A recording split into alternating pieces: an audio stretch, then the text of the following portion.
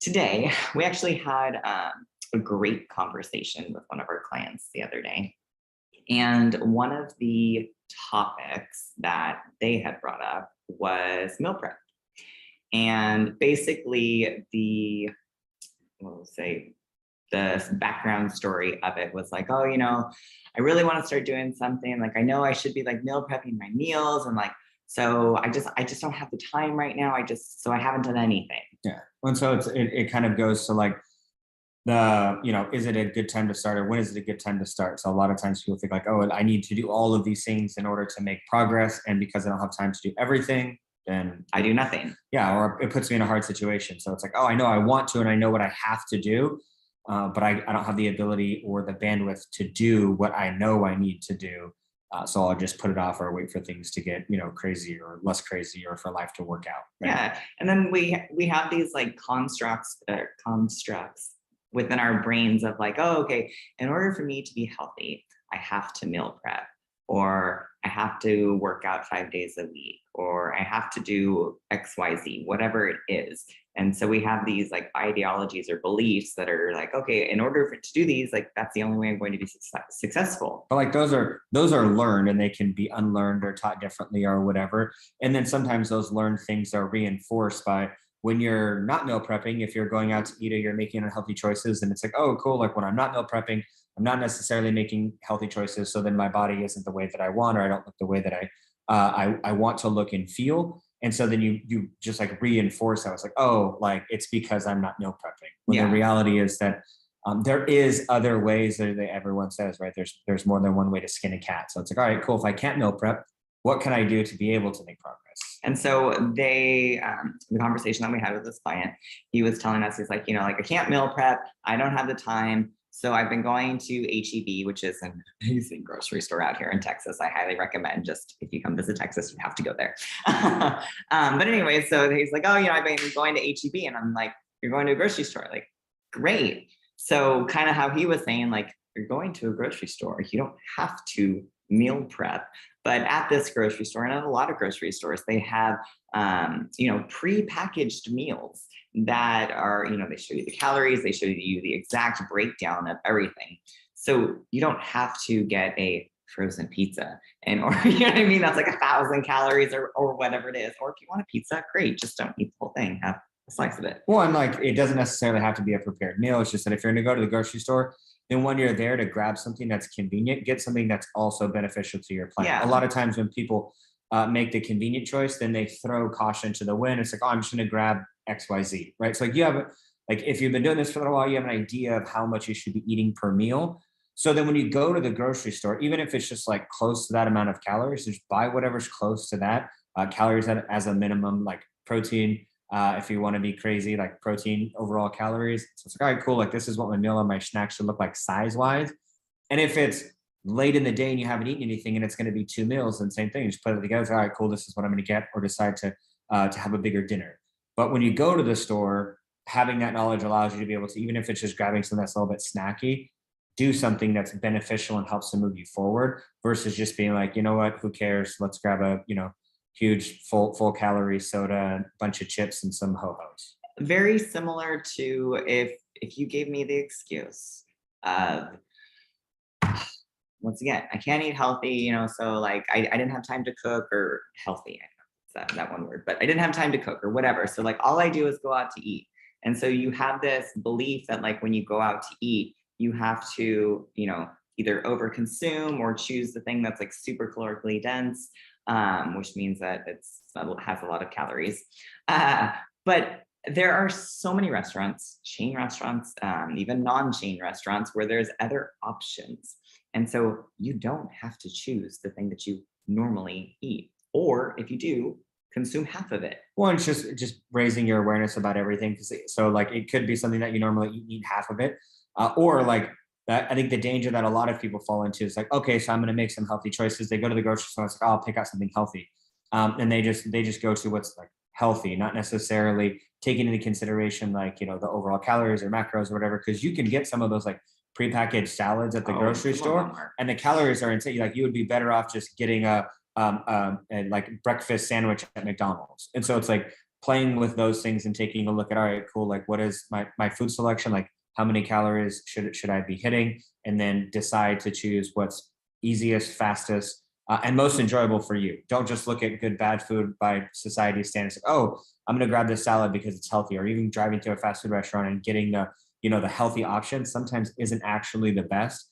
I think one of my favorite things, this is kind of on topic but off topic, is like when we go to restaurants, looking at like the skinny girl menu or like the like whatever, because like you read it and it's like, oh, it all sounds good, this is a healthy stuff, but then if it's a restaurant that has their calories for everything else, sometimes some of the other like main meals actually have better calories. So it's like you can get the skinny girl tacos, or you could just get a burger and it would be better. But that's like, raising your awareness and increasing that knowledge base. Yeah. Like what do you have within like arm's reach or whatever?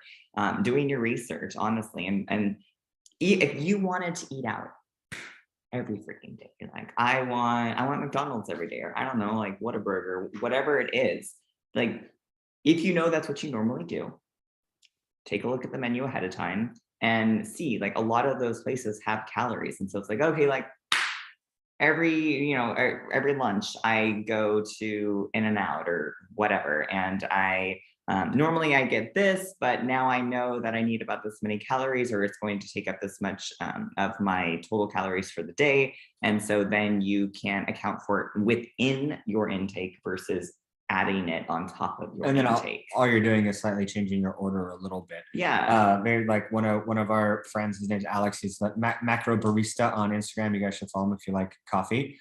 But that's what he does for like helping people to lower their calories while going to Starbucks or other places. So it's like you can still have a fancy drink, but doesn't necessarily have to be 500 or 600 calories.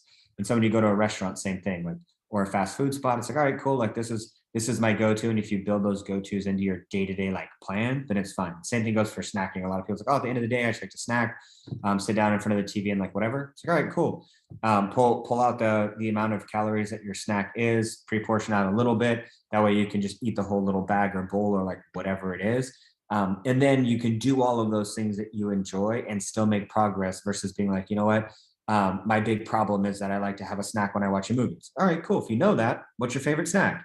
And if it's too calorically dense, then what's a good substitute?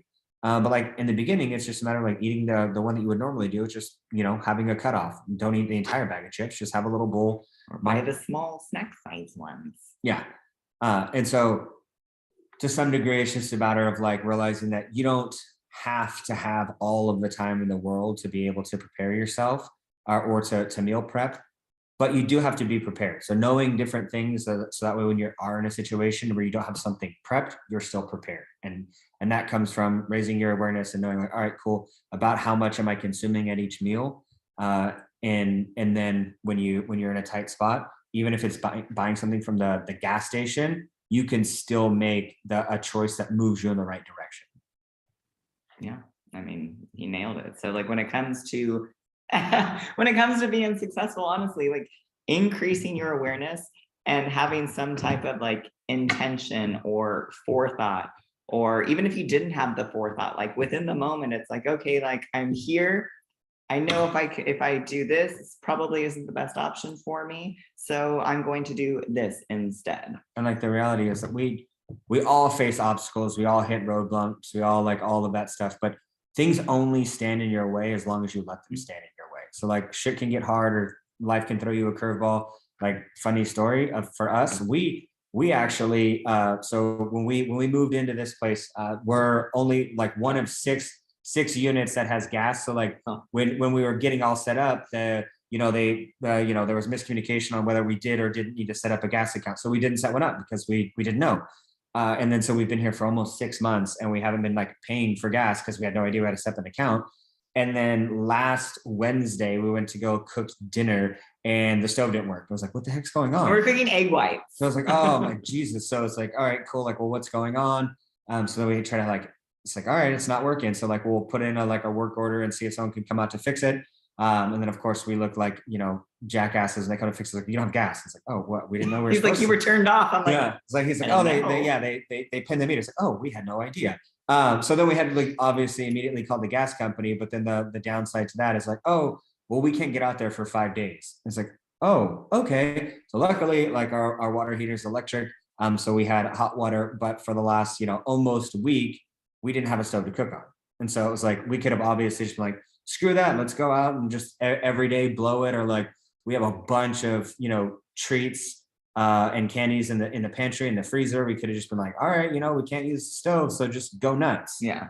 But it was like, all right, cool, like slight curveball. How can we make this work? Right. And so it was something that happened and you can't get over that. But it wasn't something that we were going to let stand in the way of looking and feeling what we want. Yeah. And so same thing goes for you guys, like, and even for us, like we lived in a small room in our gym for a year and a half with no kitchen. And it was just takes a little bit more forethought. So like, it was like it was literally just like a little counter. We had like, what are they, like convection? yeah, we put like, some little like hot plates up there. Yeah. To try to make it work, but it's just a matter of like, realizing what you can do to set yourself up for success. And sometimes that isn't prepping all of your meals. It's knowing like, hey, what can I grab when I'm on the go? Because that's life. So you can have all the excuses in the world and be your excuses, or you can be more than your excuses and overcome them. One of my sayings that stuck with me from years ago is you can have reasons or results. You can't have both. There you So go. it's like you can have all the bullshit that stands in your way, or you can get over it and get the life, the results, the body, the look and feel that you want. Yeah, we all have obstacles. It's just a matter of like how you're going to overcome them, or if you choose to stay where you're at.